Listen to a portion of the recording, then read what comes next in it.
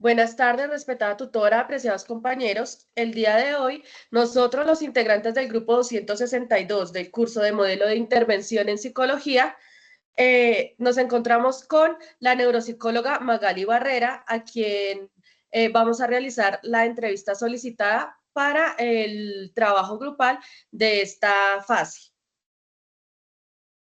Bueno, doctora, buenas tardes. Agradecemos de antemano su participación y colaboración en este encuentro. Entonces, para empezar, queremos que usted nos cuente su trasegar académico, especializaciones y demás que haya realizado dentro de su plan académico, doctora. Claro que sí, bueno, como lo mencionaron, mi nombre es Magali Barrera, soy neuropsicóloga, soy psicóloga egresada de la Universidad del Bosque, cuento aproximadamente 10 años de experiencia como psicóloga, la cual realicé mi maestría en neurociencias en la Universidad Nacional. He participado en proyectos de investigación a nivel nacional, principalmente en la Fundación Cardioinfantil aquí en Bogotá, enfocada en toda la parte de la evaluación neuropsicológica en niños que tenían cardiopatías. También dentro de mi proyecto de grado en la universidad como tesis de maestría, que fue laureada, se realicé una investigación sobre el efecto del estrés a temprana edad en ratas, en modelo animal, y cómo este efecto del estrés incrementaba el consumo de azúcar y esto a su vez cómo incrementaba la presencia de células inflamatorias, principalmente astrocitos y glía, como lo mencioné en modelo animal. Gracias a esto participé en ponencias nacionales e internacionales, exponiendo mis trabajos de grado, también con los de la investigación en la Fundación Cardioinfantil. Actualmente trabajo como psicóloga clínica y como neuropsicóloga y principalmente en toda la parte de evaluación y diagnóstico en cualquier trastorno del neurodesarrollo, también como enfermedades neurodegenerativas. Muy interesante, doctora. Dentro de todo eso, ¿por qué usted decidió especializarse en ese campo?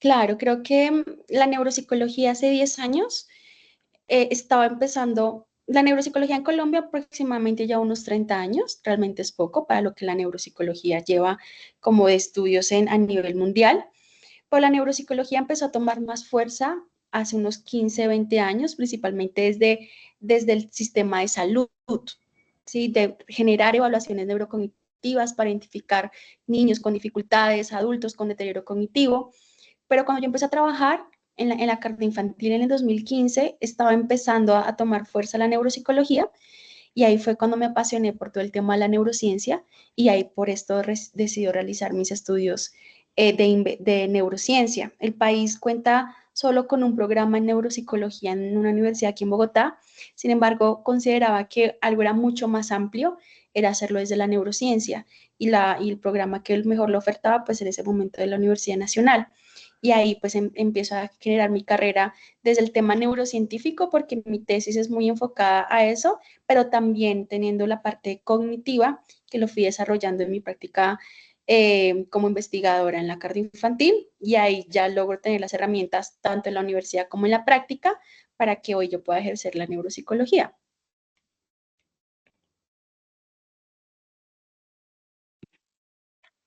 Ok, doctora, o sea que ¿cuánto tiempo lleva ejerciendo en este campo específicamente? Como neuropsicóloga, pues yo desde que me gradué de la universidad, que es en el 2016, hasta hoy han pasado 9 años. He estado siempre involucrada en el campo de la neuropsicología y en la psicología clínica. Posterior a mi grado, llevo 5 años como neuropsicóloga oficial ejerciendo la disciplina.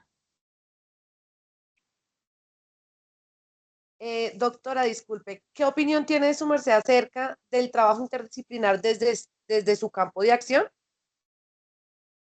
Yo creo que, como les comentaba, cada vez está tomando más relevancia la neuropsicología como algo interdisciplinar.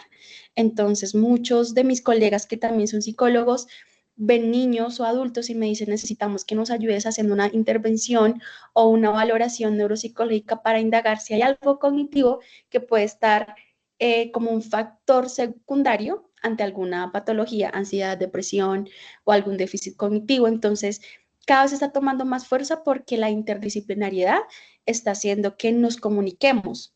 Yo también trabajo en una clínica como neuropsicóloga, entonces son los psiquiatras, los neuropediatras, los psicólogos los que nos están remitiendo a neuropsicología. Entonces sí considero que cada vez está tomando más fuerza porque somos más interdisciplinarios. Contamos con que yo no tengo las herramientas, pero el neuro sí, o el psicólogo clínico sí, o esto es más de psiquiatría, o esto es de neuropediatría.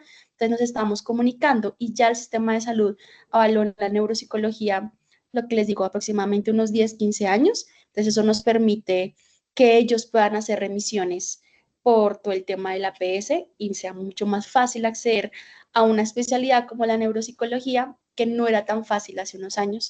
Entonces, sí, ya hay vacantes, más vacantes laborales desde la salud, y eso nos permite más interdisciplinariedad porque es más fácil remitir y ya no genera tanto desgaste en el proceso médico o en la intervención.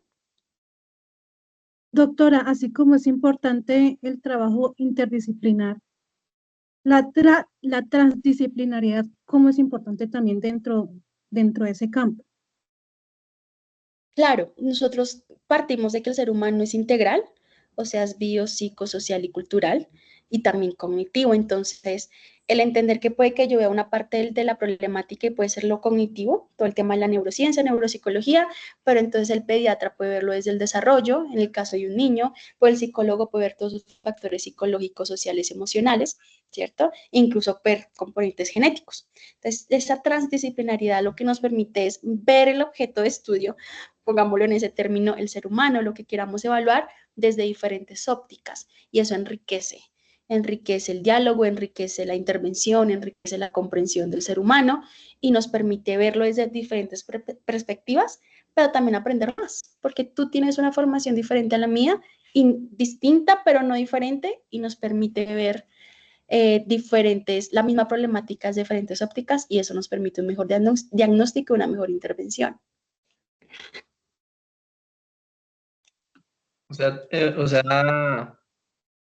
Doctora, que prácticamente usted responde a que de cierta manera es importante ese trabajo transdisciplinar. Completo. Es decir, exactamente. O sea que usted cómo ha visto esa evolución de ese trabajo transdisciplinar dentro del campo de las neurociencias. Esa evolución de pronto. Uy, yo creo que la pandemia fue un hito histórico en cuanto a la gente entender la importancia de la salud mental. Entonces, por pospandemia se incrementan los casos más visibles, no es que la gente no lo sufriera, pero más visibles, y la pandemia desencadena una visión y las nuevas generaciones de la problemática de salud mental. Eso hace que el Ministerio de Salud empiece a contratar más profesionales, a brindar más rutas de atención desde la psicología y a ampliar el tema de la interdisciplinariedad. Yo podría decir que en los 10 años que llevo trabajando, sí he visto una evolución. Nuevamente, desde hacer una remisión, ya tener códigos CUPS que nos permitan hacer una remisión a un paciente y que el paciente no se le demore más de 20 días, 20 días a un mes, tener la cita con un especialista. Eso hemos avanzado mucho. Hace 10 años tú podías mandar la remisión y la EPS te decía no tenemos el especialista y tocaba de pronto particular. Entonces, que hoy ya esté en el sistema de salud, que sea contado como una especialidad, pues nos permite romper las dificultades en el acceso a salud en el país. Sí faltan especialistas, o sea, claramente en Bogotá es donde más hay. Muchas ciudades se quedan cortas, de pronto ciudades medianas o pequeñas, que hace que se centralice pues la profesión en un solo lugar. Sin embargo, creo que ya hay una mayor interdisciplinariedad, ya se considera el neuropsicólogo importante dentro del diagnóstico, ya no es solo como, sí, el niño debe tener un déficit atencional o debe tener un autismo, no, ya se considera la evaluación neuropsicológica importante e indispensable para el diagnóstico, ¿sí? Ya es como, nos das una visión para que podamos dar una mejor aproximación a la problemática. Entonces, sí, como país, yo creo al menos, y yo creo que de el mundo, ya el tema de la neuropsicología, pues en el mundo es algo muy normal, las evaluaciones, ya en Colombia creo que ha tomado más relevancia hacer las intervenciones y la evaluación neuropsicológica. Nos falta mucho en rehabilitación, nos falta mucho en intervención, pero al menos importante que es la evaluación, pues yo creo que al menos como país estamos avanzando. Teniendo en cuenta lo dicho anteriormente, su merced, o sea, ¿qué percepción tiene acerca de los modelos emergentes? ¿En cuanto a qué? ¿Modelos emergentes a qué te refieres? Los modelos Eh, emergentes de la psicología, doctora, sabiendo que tenemos modelos tradicionales y modelos emergentes, o sea, ¿qué modelos emergentes emplean más dentro de su campo? Claro, yo creo que yo creo que la psicología la debemos tomar como una disciplina científica, por lo tanto, cada intervención que uno realiza, entonces cuando también hago mi práctica clínica, cada intervención, por lo general, yo tomo herramientas o modelos terapéuticos basados en la evidencia, ¿sí? Entonces, que uno dice, sabemos que la terapia cognitivo-conductual tiene mejorías, usamos la terapia cognitivo-conductual. Las terapias o los modelos emergentes son importantes, sí. Yo creo que el ser humano todo el tiempo está evolucionando y son importantes, sí. Desde que tengamos evidencia, las podemos usar. Sí, yo creo que esa es como nuestra responsabilidad ética, desde que sí hay evidencia científica, ¿por qué no? Y creo que, de nuevo, el hito de la pandemia amplió la necesidad de la salud mental y por lo tanto también de cambiar muchos modelos. Hay muchos modelos tradicionales que son muy conductistas, no. Tenemos que tener en cuenta el interconductismo, el contexto y el ambiente afecta mi emoción, afecta mi cognición. Las terapias de tercera generación son muy buenas, pero hay otras que están también tomando mucha relevancia, como la terapia dialéctica, la terapia de movimiento ocular, que es una técnica, que es se me va ahorita el nombre, pero son técnicas de reprocesamiento de información como terapéuticas para trauma. Yo creo que eso todos los profesionales deberíamos prepararnos para ayudar a intervenir en trauma, y estas son técnicas que no han tenido mucha fuerza desde lo académico, pero que han tenido evidencia y que son muy necesarias, y que como país estamos atrasados en estas técnicas incluso de cuarta generación, que por ejemplo en España, Europa ya están trabajando todo el tema EDMR, se llama esta técnica que les digo, que son terapias alternas que tienen evidencia, pero que todavía como país nos falta mucho entenderlas y empezarlas a aplicar. Doctora, precisamente con todo eso que nos ha mencionado, ¿qué le falta aquí como apoyo ante el Estado y demás organizaciones que influyan, digamos, dentro de la formación como psicólogos y dentro de la disciplina de psicología como tal? ¿Qué faltan para que en Colombia se fortalezca esa especialización? Yo creo que si vamos desde lo más pequeño, desde la educación escolar, yo creo que se deben empezar a implementar en los currículos escolares todo el tema de regulación emocional, resolución de conflictos, habilidades sociales, y que haya un profesional en psicología y no solo uno. Yo creo que por tanto número de estudiantes deberían haber cierto número de profesionales. Si lo vemos desde esa perspectiva escolar, a nivel de sistema de salud estamos igual de deficientes. Las citas médicas duran 15, 20 minutos. En 15, 20 minutos no logras ni siquiera hacer una buena anamnesis y por lo tanto menos intervenir las barreras que hay entre cita y cita. Entonces, a nivel de oferta también debe haber demanda. Deben haber buenos profesionales. Entonces, eso como en cuanto a cantidad y proporción. En cuanto a la calidad de estudiantes, yo sí creo que a Colombia nos falta investigar. Nos da miedo entrar a un laboratorio, nos da miedo leer un paper, nos da miedo plantearnos hipótesis, problemas. Parte de mi maestría es eso, necesitamos meternos al laboratorio e investigar y hacer ciencia de verdad, publicar en artículos científicos, irnos a congresos internacionales y decir, bueno, que están trabajando en México, que están trabajando en Argentina, que están trabajando en Brasil. Creo que como profesión sí nos falta la ciencia, no solo es de la encuesta, no solo es tú qué dices, y escalas tipo Likert, ¿no? Necesitamos empezar a generar ciencia basada en la evidencia, pero con peso, con muestras estandarizadas, con empezar a estandarizar pruebas cognitivas. Entonces sí siento que nos falta ese peso metodológico e investigativo en las universidades para que el profesional pueda estar tú a tú. Y lo hablo por mi experiencia profesional. Yo considero que tuve una muy buena formación en la parte investigativa y cuando tú te sientas en un grupo interdisciplinar, yo estuve en la carta infantil y tenía el cardiólogo, tenía el cirujano, tenía el de salud pública, tenía el médico y yo era la única psicóloga. Pero incluso en la maestría, gente que estaba trabajando en oncología, biólogos que estaban trabajando con medicina alternativa para trabajar el Alzheimer. Y yo tuve que nivelarme a los niveles de ciencia, estudiar biología, eh, y nos falta un poco esa interdisciplinariedad.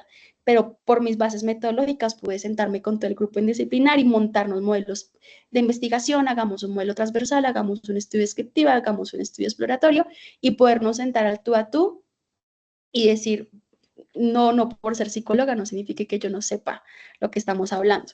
Entonces sí nos falta un poco ese tema metodológico, poder hacer investigación con rigurosidad y que obviamente el país nos pueda financiar.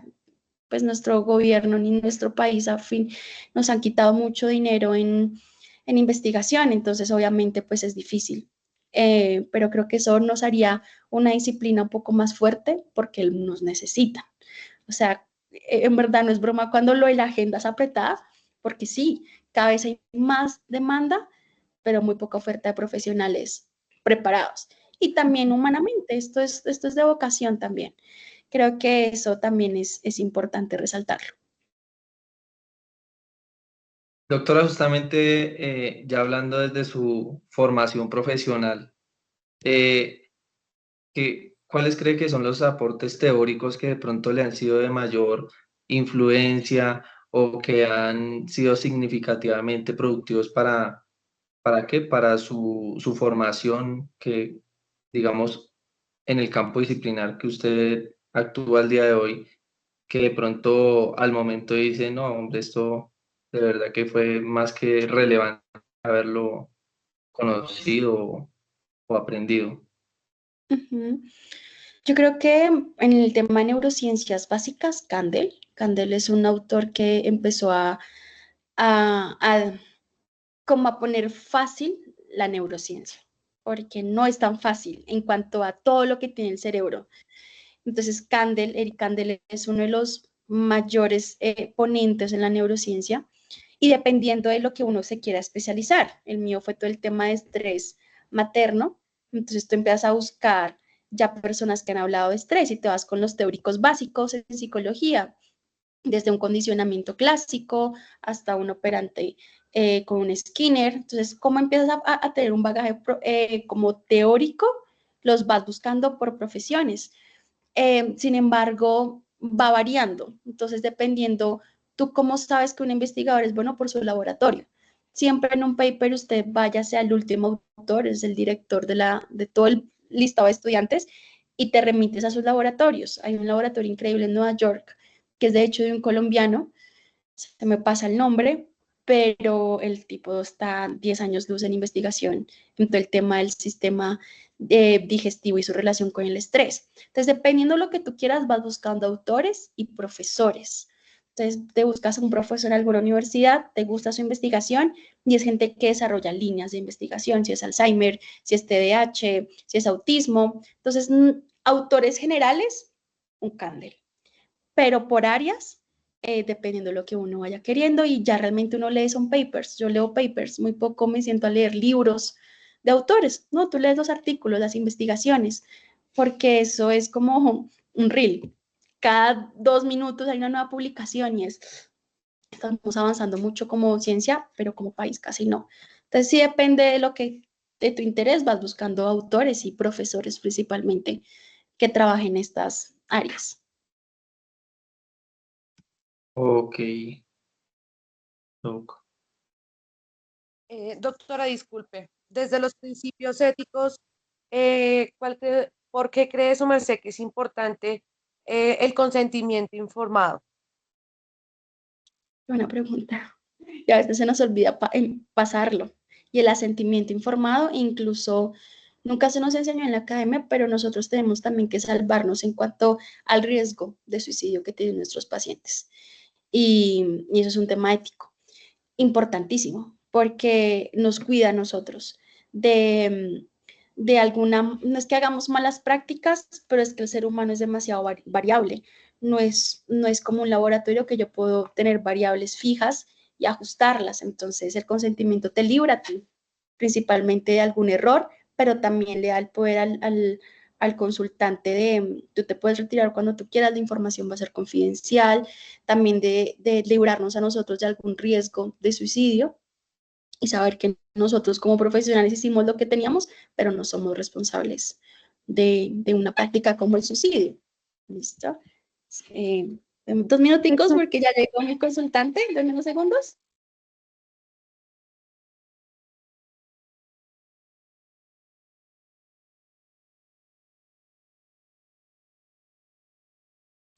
Listo.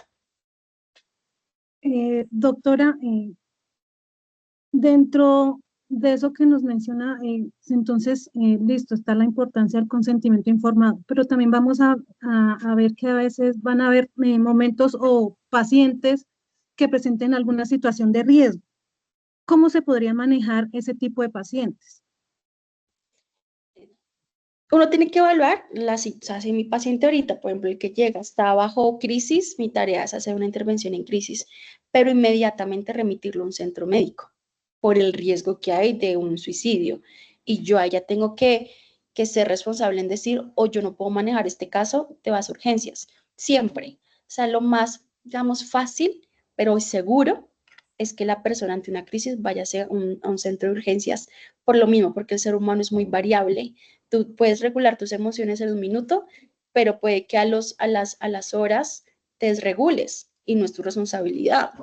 Tú intervienes en la crisis, pero sí es tu responsabilidad hacer una buena remisión y que el consultante o el paciente se vaya a un centro médico, porque es responsabilidad del mismo, no nuestra. Entonces, sí eso es importante tenerlo en cuenta, que en la práctica clínica tenemos que tenernos muy conscientes. El paciente te puede escribir como estoy mal, estoy a 2 de la mañana, no, peor urgencias. Yo no puedo intervenir, peor urgencias, que allá encuentras todo un equipo médico de especialistas que van a hacer su mejor trabajo. Entonces, siempre en esos casos, remitirlo.